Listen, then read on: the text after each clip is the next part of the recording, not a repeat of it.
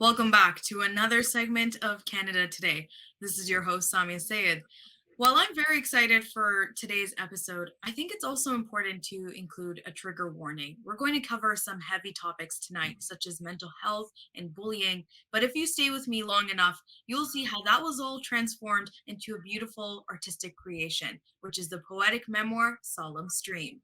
Solemn Stream was published in March 2023, and it is a compilation of 25 years of lived experiences following the author as he navigated the realms of mental health, bullying, faith, creativity, and personal development. I'd like to welcome the author and our guest for tonight, who is also the founder of Grassroots Media, Brother Bassem Elghawaby. Welcome, Brother Bassem, and thank you so much for joining us today. Oh, thank you for having me. I'm very happy to be here tonight. And we're very happy to have you on Canada Today. Brother Bassem, for some of us today, this may be the first time we're actually hearing of Solemn Stream. Can you summarize what the memoir is about? Okay, so yeah, I mean, you alluded to it in the introduction. Solemn Stream is, the subtitle is a poetic journey through faith in bipolar, and it's a collection of writing, actually a compilation that I started writing in 1997. So it's 25 years worth of writing, and it's a snapshot over time. It's written in moments over time. A lot of it is dated, and it talks about a lot of the early writing is right in the middle of or right at the beginning of very difficult times with mental illness, such as bipolar disorder and generalized anxiety.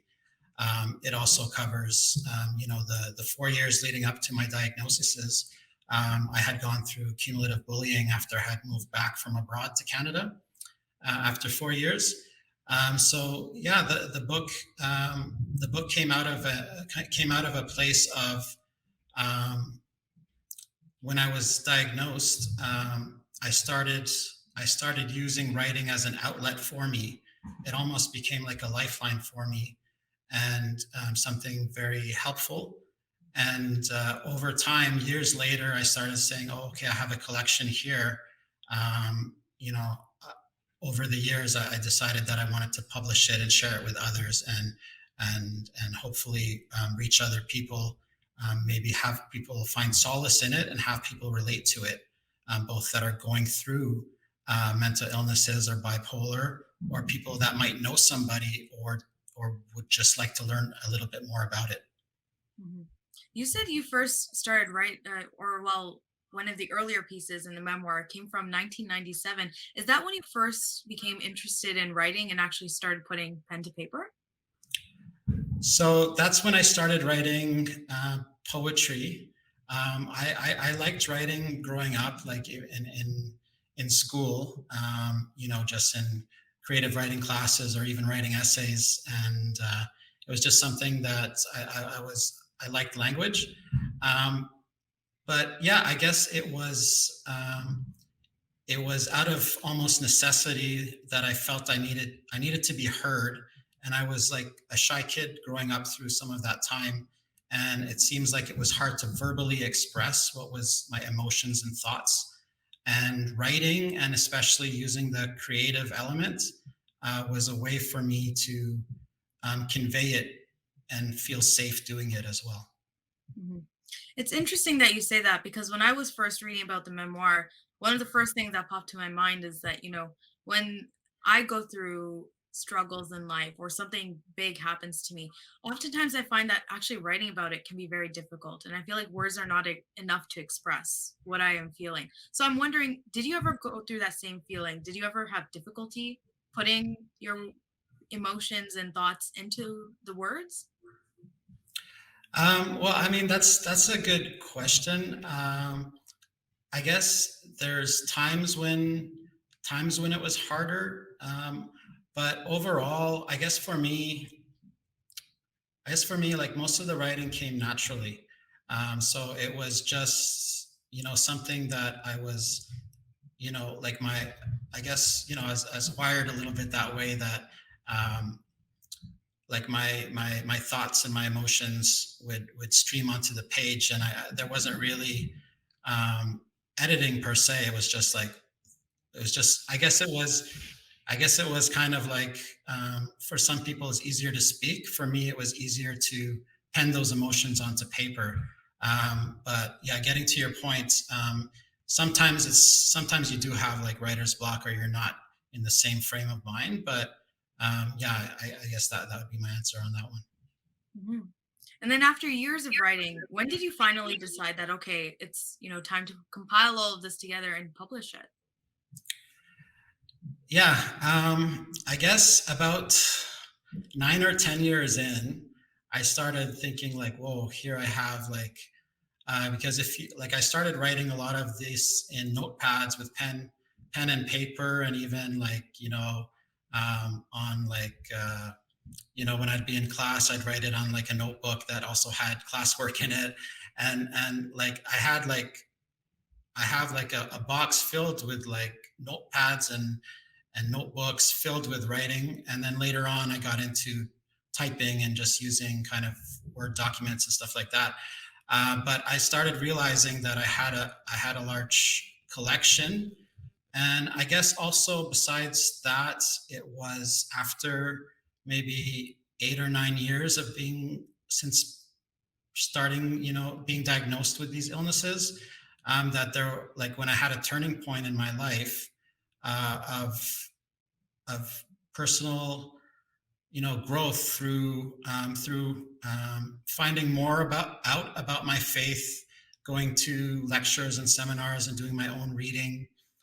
Around that time in 2007, I came across a personal development program that also talked about faith as well. And just after I started feeling like I had progress, not like cured, but had progressed in managing my illness a bit more. And then um, add to that the writing itself. I started thinking I want to publish this, but I felt the story was still unfolding. So yeah, so it felt overdue almost, but I felt like I was finally ready in this past year, and 25 years seemed like a good time to finally pull the trigger on it. Mm. Sounds like it's almost ongoing then. Will you keep up? Is there perhaps a chance that in another, say, 25 years ago, you'll add to it another edition? I definitely am going to be creating content around the subject. I don't know if I'm going to have the same type of output, like, like this is kind of like a unique, and it comes, it's kind of like a milestone for me coming out with this memoir. But I definitely will be, because I still write, not as much as years past on the topic, because to be honest, like, a lot of the writing happened when I was going through more difficult times. So now that I'm, alhamdulillah, a lot more stable. Um, I still write, but it's, like a lot of it has been released already, right? So it's kind of, I'm in new territory, and new chapters to be penned. But and I will be doing different kind of content. But yeah, we'll see what the future holds. Definitely. I thought maybe I'd ask just in case there was a chance there's another edition in another 25 years or so. I was taking a look at the memoir. I haven't had a chance to read it through myself. But researching it, I was wondering what's the importance of the title? Why is it called Solemn Stream? Okay, so again, like Solemn Stream was just was an inspiration for me. Like I have a short poem in the book that's called Solemn Stream, and I guess it just one day it came to me, like, solemn evokes like, both seriousness and reflection, right? And also stream is, a stream goes into a river, and it signifies like the journey, right? So just, one day that those two words came together for me very vividly, and it just rang true. I did think about other titles for the book, but there's nothing that really resonated for me like this. So it really spoke to my heart. Mhm. Now, we just started the conversation on getting into your memoir, but I have lots more coming up, but that will come up right after a very short break. So please stay tuned and we'll be right back. Quiet, shy, and timid. Qualities he possessed growing up. A caterpillar destined to grow tenacious. Joy still lingers in his presence when he is no longer in the spaces. Farewell, farewell. The good old saying, boys will be boys, but what happens when they grow and all of a sudden they are nothing to play with? Enter the complexities and dimensions of the Matrix. Welcome to junior high.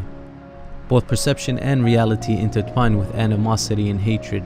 Yup, lands of the identity jungle crisis. Them concrete walls cement catastrophic events in rapid sequences. Preteens' dreams are popularities and acceptance, yet bullying starts off with gradual teasing. In them pre-internet days, playgrounds were the platforms where Knuckles connected in person, and his wounds cut deeper than deep. Forced date morphosis for therapy sessions gave him red and blue meds for bipolarism and depression with the diagnosis read. The foundation of his youth ran like a river, streaming his lifetime between hospitals and the clinics, tossing and turning in riverbeds of darkness 20 years and is still ongoing. Coping with mental health and isolation is the hardest. Is rock bottom darker than the bottom of any ocean? Do you comprehend and see? To weather the storm he was in, he turned to the Almighty and the PEN. A caterpillar must shed skin to become a butterfly, and as for Bassem, he had to dig deep within.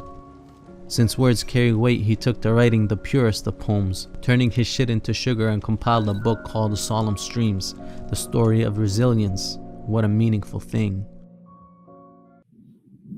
Welcome back. We're here with the author of the poetic memoir, Solemn Stream, Brother Bassem Elghawaby. Now, just before the break, we were talking about the memoir and Brother Bassem's journey of actually writing it. But now I want to shift gears just a little bit and pick up on something that you mentioned before. You said that it's important for other people to hear stories like yours, especially Muslims. Why so? Okay, so mental illness is just something. It's one of the last areas that really has a heavy stigma still to it. In some quarters, there are improvements, but whether there's a lot of misunderstanding, culturally in movies and pop culture. And then when you get into different communities, especially faith communities, and then the community that I'm part of, the Muslim community, first of all, it's not, I haven't seen it talked about that often or as much as it should be. And there's misunderstanding about it. And it's just something that I think we owe it to the people going through it and to the general community to talk about more and to share stories. And I felt a responsibility, really, a calling to do it myself, because alhamdulillah, I say that you're never really cured from a mental illness, but you can learn to manage things in some cases and live a productive life, right? I felt that, especially as a Muslim male as well, to speak openly about this is important, and so that other people are willing to speak up as well, and to relate. That said, then what do you hope people will remember or even feel as they take a look through your memoir? I hope that they remember that there's real people behind people going through mental health or mental illness challenges, and that also it is that we're made up. We're not defined by it either, right? Where there's so many brilliant people in all communities that happen to have a mental illness or have gone through challenges, but I want them to come away with a feeling of more understanding, relation, that we're all human and we all go through different things, and also that Yeah, just the human element, and that if they know somebody that, if either they themselves have gone through challenges or they know somebody that has gone through challenges, um, that they have a better idea. Mhm. Now, this whole entire project is very emotionally laden, and I'm wondering, since your memoir was released in March and you've held readings, I know that you do some Facebook Lives where you read sections of your memoirs. What's like one feedback or reaction that you've heard from someone um, that maybe hit your heart or that you remember until today? Yeah, yeah, that's a good question as well. I guess it would go back to even before I published the book, in 2000. I think it was 18 or 19. I did a reading of unpublished parts of the book at a masjid here in Ottawa, and it was called Solemn Stream, and then it was a conversation around mental illness and creativity, and yeah, it was just a community discussion, and there was a lot of good feedback, and and people told me how much it meant to them. Stemming from that, there was also, like, during the pandemic time, a follow up. I did a follow up segment over Zoom called "Mental Health in the Mosque" with that same masjid, and the director there, um, she asked me to read some of the work, and later on we got I got a message from somebody that shared that it really moved them, the work, and that it brought them to feel things in a deep way that resonated, and that they were really eager for the book to finally come out. So that helped power me on during that time. And on a note, on the pandemic time, um, that was a very difficult time for me and other people, and people are still coming out of that. Mhm. Definitely. And I can see now that you've released the memoir how people could have read the whole thing and benefited a lot more. I was taking a look at another interview, and you said that you hope memoirs like this can help communities learn how to celebrate what people with mental illness have to offer to society and create more inclusive spaces. Can you expand on just what you meant? Okay. So yeah, I think what I was alluding to was, just off the point that we're coming off, like being invited to speak at different communities, whether they're Muslim or non-Muslim spaces, is really, it can be validating and help you to feel heard, right? So for me, my journey has included being part of a artists community here in Ottawa in years past, where artists would all get together and they would share something about themselves. They would go ahead and work on their craft, and then they'd have the option of sharing something they worked on, old or new.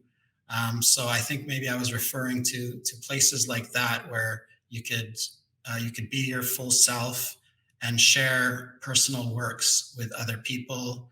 And there's other events like open mics that I've been to here in Ottawa as well. And like I said, like faith communities and just projects that you can work on. Like I'm in the multimedia field, so working on projects around this topic as well. So I hope that answered your question a little bit. Yes, it certainly did. And a follow-up question from there, and this is a point you brought up multiple times throughout today, is that faith definitely had a role, whether it was helping you overcome your illness, but also worked its way into the memoir itself and the works that you put into there. What was the role of faith? How did it help you throughout your whole journey? Yeah, there's so much there to talk about. If it wasn't for faith, it's not a overstate. It's not an overstatement to say I don't know where I'd be or what position I'd be in right now. Um, it's just I felt over the years, like at my lowest point when I couldn't turn to anybody and nobody could help me. that I found Allah there, and that's what gave me solace and peace and the power to move on. And it's almost, you could almost say it's ironic sometimes. Some of my memories of my lowest points kind of in I found God there, and those were bittersweet moments or sweet moments as well, you know. So it was just, I think it was, I wouldn't be the same person if it wasn't for, in my case, the being diagnosed or going through these challenges. I don't know if I'd be as compassionate. I don't know if growing up here in Canada, I don't know if I would have, after seeing, after trying to be happy with what society tells you will maybe make you happy and not finding happiness there and not being able to address the ills that I was feeling inside. Um, Continuing on that journey and learning about my faith, practicing it more, going on Hajj with my father in 2006. These are all things that I'm very blessed for, and yeah, just to, you'll see it in my book, which I encourage everybody to read, that's interested in the topic. The early years, um, there's some questions, and then you'll see the progression of me turning more to the faith and having that as an anchoring part of. It's not the only thing that will help you. There's other things, but for me, it's a core part of my being well. Mhm. So, in other words, your illness actually brought you closer to your faith in the end. Yeah, I would say that. Yes. Mhm. Well, thank you so much for sharing all of this, Brother Bassem. It was an amazing experience to hear all that you had to share about your poetic memoir, and I'm sure I can speak for our viewers when I say we're certainly inspired to take a look at the memoir. Thank you so much for that amazing initiative and for the memoir itself, and we can't wait to see all your future works. Thanks again so much, Sister Samia and the Muslim Network TV. It was a pleasure to be on today. Pleasure to have you on here. That was Brother Bassem Elghawaby, the author of Solemn Stream, on another segment of Canada Today. Thank you all for joining us tonight, and until next time, stay safe.